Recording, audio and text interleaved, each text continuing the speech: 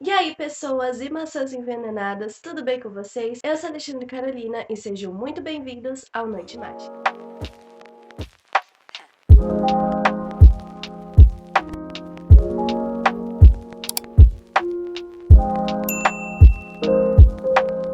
Caso a minha voz fique um pouco estranha, assim, ao decorrer do vídeo, é porque eu tô um pouco gripada, assim, tô mal da garganta, com dificuldade de falar. Então, se ficar meio estranho, é por isso, gente. Bom, no dia que eu postar esse vídeo, já vai ter lançado o live action da Branca de Neve, e hoje eu tô aqui pra falar mais ou menos sobre isso. No caso, não do live action em si, mas contar a verdadeira história da Rainha Má, que, gente, tem relação com esse livro aqui, A Mais Bela de Todas, que conta a história dela e também, gente, é uma coleção com no total 11 livros que conta a história de cada vilão. Então, tem a história da Malévola, da Cruella de Vil, tem do Hades, do Capitão Gancho. E além de contar histórias de personagens que a gente já conhece, também aparecem personagens inéditos que a gente nunca tinha visto. Olha só, gente, aqui tem ela, de rainha, e aqui atrás ela de bruxa velha feia. Eu lembro que quando eu era pequena e eu assistia Branca de Neve, eu tinha muito medo disso aqui, ó. Quando ela virava isso aqui, eu tava olhando TV, né? Aí eu virava de costas, porque eu não queria ver a transformação. Porque, gente, eu ficava com muito medo. Ela aparecia dando risada, sabe? Eu ficava, gente, socorro. Mas eu gostava muito do filme, então, assim, eu assistia igual. Enfim, gente, voltando pro foco do vídeo, vamos contar a história da Rainha Má. Que, assim, o nome dela não é Rainha Má, isso é meio óbvio, né? O nome dela é Grimhild, então é assim que eu vou chamar ela, tá? Não é Regina, para os seus de Once Upon a Time. Bom, gente, Grimhild era só uma camponesa, filha de um artesão que fazia os melhores espelhos. E assim, gente, esse artesão, ele era tão famoso que acabou recebendo a visita do rei, gente, porque ele tava curioso, né? Ah, o melhor artesão da cidade?